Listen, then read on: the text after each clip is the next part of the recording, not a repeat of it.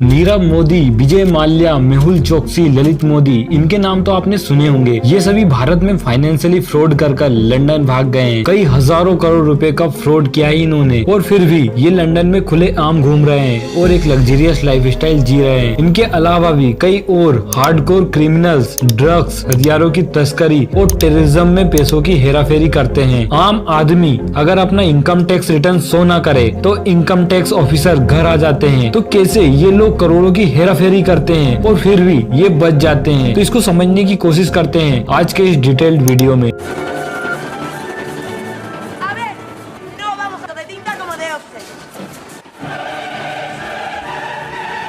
El trabajo mejor pagado de la historia, 2.400 millones de euros, tal vez más, todo dependía del tiempo.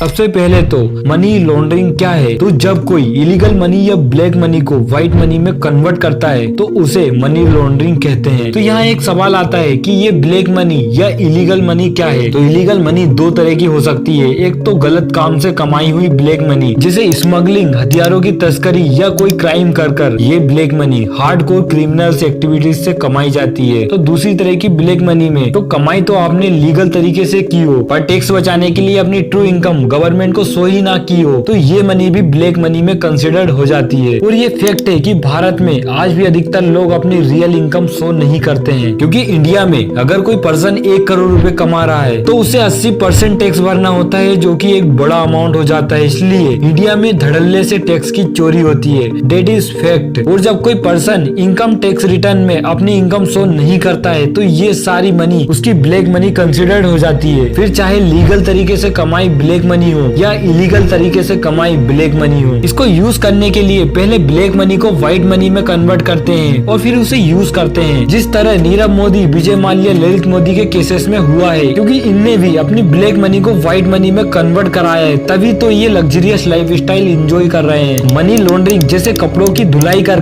कपड़े साफ किए जाते हैं, वैसे ही ब्लैक मनी की धुलाई कर उसे व्हाइट मनी में कन्वर्ट करते हैं। मनी लॉन्ड्रिंग कर ब्लैक मनी को व्हाइट मनी में कन्वर्ट करने में मेनली 3 स्टेप्स फॉलो होती है। फर्स्ट, अगर हम टैक्स की चोरी को छोड़ भी दे, प्योरली हार्डकोर ब्लैक मनी या इलीगल मनी से समझे, तो आपने कोई मूवी या वेब सीरीज देखी होगी जिसमें गुंडों का कोई साइड बिजनेस होता है जो लोगों को दिखता है, या फिर हम उदाहरण से समझे तो माना एक पर्सन एक से ये हथियारों की तस्करी करता है और इसके पास खूब पैसे आते हैं, पर ये ब्लैक मनी के रूप में होता है। इसलिए इसके साथ एक और बिजनेस भी है कालीन बनाने का, तो लोगों को सिर्फ ये कालीन का बिजनेस दिखता है और इस डमी बिजनेस में फेक सेल्स दिखाकर इस बिजनेस का पैसा शो कर दिया जाता है और ब्लैक मनी को व्हाइट मनी में कन्वर्ट कर देते हैं। इसको कैश बेस्ड डमी सिस्टम कहते हैं। आपने देखा होगा कि कई खाली मॉल्स होते हैं जहाँ ज्यादा लोग भी नहीं आते हैं, पर वहाँ कई दुकानें किराए पर लेते हैं जिनका एक मंथ का रेंट भी 10 से 15 लाख रुपए होता है। फिर भी ये शॉप्स ओपन रखते हैं क्योंकि इनको अपनी इनकम से कोई मतलब नहीं रहता है। ये फर्जी सेल्स दिखाकर ब्लैक मनी को व्हाइट मनी में कन्वर्ट करते हैं। ऐसे ही कुछ लोग टैक्सी का बिजनेस डाल देते हैं और फर्जी राइट्स दिखा देते हैं जो राइट्स उनको मिले ही ना हो,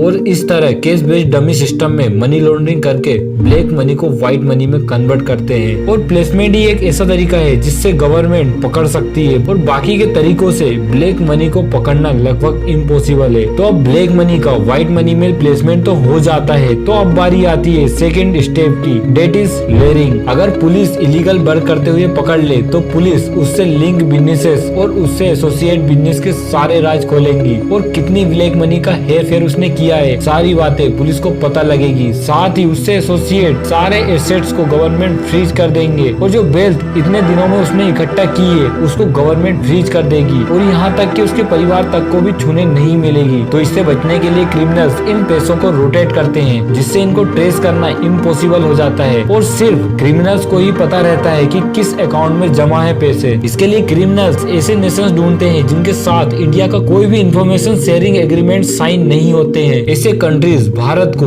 अपने देशों में हुए इन्वेस्टमेंट ट्रांजेक्शन जैसी कोई भी जानकारी शेयर नहीं करते हैं। ये छोटे छोटे आइलैंड नेशंस होते हैं जिन्हें टैक्स हेवन कहा जाता है। इन छोटे छोटे आइलैंड नेशंस की कोई खास इकोनॉमी तो होती नहीं है, और ये नेशंस फाइनेंशियली इन्वेस्टमेंट पर ही डिपेंड होते हैं ताकि इन कंट्रीज की इकोनॉमी चलती रहे। अब आपके माइंड में आता होगा कि ऐसे कौन से देश है? तो ये टैक्स हेवन नेशंस है केमन आइलैंड, पेनामा, मॉरिशस, साइप्रस। जैसे कोई क्रिमिनल है जिसने इंडिया में XYZ कंपनी खोल रखी है जो ब्लैक मनी को व्हाइट मनी में कन्वर्ट करती है। तो ये कंपनी इन आइलैंड नेशंस में पैसों को इन्वेस्ट करती है, या इन आइलैंड नेशंस में कोई सेल कंपनी होगी तो इन सेल कंपनीज में पैसों को जमा कर देते हैं और इनको खरीद लेती है। ये सेल कंपनी कोई रियल कंपनी नहीं होती है, ये फेक कंपनी होती है जो अंदर से खोखली होती है, जो सिर्फ कागजों पर एग्जिस्ट करती है। इनमें कोई भी एम्प्लॉय नहीं होते हैं, सिर्फ एक डमी ऑफिस होता है और एक एड्रेस होता है। ये एक सेल कंपनी दूसरी सेल कंपनी में इन्वेस्ट करती है इन आइलैंड नेशंस में, दूसरी सेल कंपनी तीसरी सेल कंपनी में इन्वेस्ट कर देती है। ऐसी कई सारी सेल कंपनियां खोल दी जाती है इन आइलैंड नेशंस में, जिससे पैसों को रोटेट किया जाता है। 3 से 4 सेल कंपनी में पैसों को रोटेट करने के बाद फाइनली इंडिया में एक सेल कंपनी में ये आइलैंड नेशंस की सेल कंपनियां पैसों को इन्वेस्ट करती है, जिससे क्रिमिनल्स इन पैसों को यूज कर सके इंडिया में। और जरूरी नहीं कि ये मनी इंडिया में ही मिले, कई बार ये सेल कंपनियां किसी थर्ड सेल कंपनी में पैसों को इन्वेस्ट कर या फिर स्विस बैंक में सारे पैसों को जमा कर देते हैं और पैसे लंदन में स्विस बैंक में जमा हो जाते हैं, जिन्हें ये क्रिमिनल्स आराम से यूज करते हैं, जिसे मोस्ट प्रोबेबली नीरव मोदी, विजय माल्या, ललित मोदी ने भी अपनी ब्लैक मनी को ठिकाने लगाया होगा और लंदन में लग्जरियस लाइफस्टाइल एंजॉय कर रहे हैं। ठीक ऐसे ही लोन लेकर फ्रॉड करने वाले भी बैंक से करोड़ों का लोन ले लेते हैं बिजनेस के लिए, फिर बिजनेस में घाटा शो कर देते हैं, फिर इस मनी को चैनलाइज कर देते हैं और किसी तरह से इन टैक्स हेवन नेशंस जैसे मॉरिशस, केमन आइलैंड, इन आइलैंड नेशंस की सेल कंपनीज में इन मनी को इन्वेस्ट कर दिया। अब ये सेल कंपनी दूसरी सेल कंपनी में, दूसरी सेल कंपनी तीसरी सेल कंपनी में पैसों को रोटेट कर फाइनली ये सारा पैसा स्विस बैंक में जमा कर देते हैं और अब ये पैसा लंदन में जमा हो जाता है, या सेल कंपनी जो इंडिया में हो उसमें भी जमा कर सकते हैं। मनी लॉन्ड्रिंग के तीनों स्टेप्स पूरे होते हैं, प्लेसमेंट, लेयरिंग और इंटीग्रेशन से पैसा सेल कंपनी या स्विस बैंक में जमा हो जाता है। अब ये पैसा क्रिमिनल्स के पास पहुंच जाता है और गवर्नमेंट भी कुछ नहीं कर सकती है इस केस में, और ये पैसा क्रिमिनल्स का हो जाता है और गवर्नमेंट उसके अगेंस्ट कोई एक्शन नहीं ले पाती है। सेल कंपनी से पैसा मिल जाएगा पर इस पर भी टैक्स लगेगा, जिसे बचाने के लिए इस मनी को फिजिकली एक नेशन से दूसरे नेशन में ट्रांसफर करते हैं। लेकिन कैसे? क्योंकि एक इंसान दूसरे नेशन में 25,000 से ज्यादा का केस नहीं ले जा सकता है और न ही ला सकता है फिजिकली। तो ये काम कैसे किया जाता है? तो ये काम किया जाता है हवाला के जरिए। इंटरनेशनली ऐसी कई सारी सोडो ऑर्गेनाइजेशंस है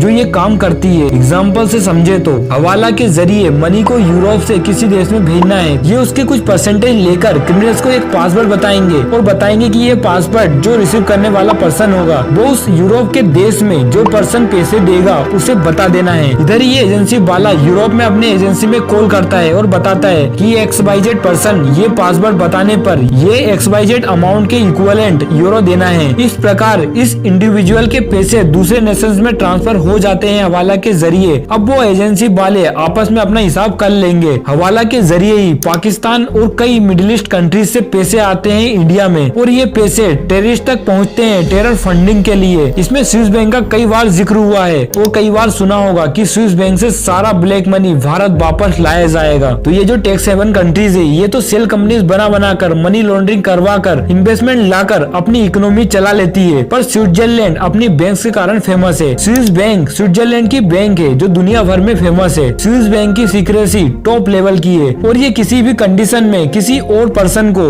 या यहाँ तक कि किसी देश की गवर्नमेंट को भी नहीं बताएंगे कि ये अकाउंट किसका है, इसमें कितने पैसे जमा हैं, पर अकाउंट होल्डर को बैंक के रिप्रेजेंटेटिव्स को बताना पड़ता है। कई सारे लोग स्विट्जरलैंड की इस स्विस बैंक पर बहुत ज्यादा ट्रस्ट करते हैं क्योंकि स्विस बैंक स्विट्जरलैंड की बैंक है और इसकी सीक्रेसी टॉप लेवल की है। स्विट्जरलैंड एक स्टेबल कंट्री है और छोटे छोटे आइलैंड नेशन से कंपैरिजन करे तो स्विट्जरलैंड की करेंसी स्टेबल है। इसके अलावा भी स्विट्जरलैंड की इकोनॉमी भी स्टेबल है। इसके अलावा भी स्विट्जरलैंड रहने के लिए एक परफेक्ट डेस्टिनेशन है और स्विस बैंक पॉपुलर डेस्टिनेशन है पैसों को जमा करने के लिए इन क्रिमिनल्स के लिए। इसलिए तो विजय माल्या, नीरव मोदी, ललित मोदी जैसे लोग बड़े बड़े फाइनेंशियली फ्रॉड कर लंदन भाग जाते हैं क्योंकि लंदन एक बेस्ट प्लेस है इन भगोड़ों के लिए। क्योंकि ब्रिटेन के साथ भारत के एग्रीमेंट साइन नहीं है, इसलिए क्रिमिनल्स को ब्रिटेन नहीं देता है भारत को और ये क्रिमिनल्स इन नेशंस में इन्वेस्ट कर आराम से खुलेआम घूमते हैं। रिसेंटली इंडियन गवर्नमेंट ने स्विट्जरलैंड के स्विस बैंक पर प्रेशर डाला कि इंडिया से जो इन्वेस्टमेंट आ रहा है, अकाउंट ओपन हो रहे हैं और कितने अमाउंट का ट्रांजेक्शन हो रहा है ये इंडियन गवर्नमेंट को रिवील करे, पर स्विस बैंक ने डिटेल्स शेयर करने से डिनाई कर दिया और सिर्फ ये बता सकते हैं कि इंडिया से कितना पैसा जमा किया गया है स्विस बैंक में। इसकी कोई भी ट्रेसेबिलिटी नहीं रहती है और यहाँ तक कि स्विस बैंक को भी नहीं पता चलेगा कि कौन कौन सी सेल कंपनी से मनी रोटेट हुई है क्योंकि स्विस बैंक जनरली जो नाम देती लिए उन्होंने लीगल कमाई को स्विस बैंक में जमा कर रखा है और ये सेफ इन्वेस्टमेंट हो जाती है और इस पर गवर्नमेंट भी कुछ नहीं कर पाती है। 2016 में एक पेपर आया था,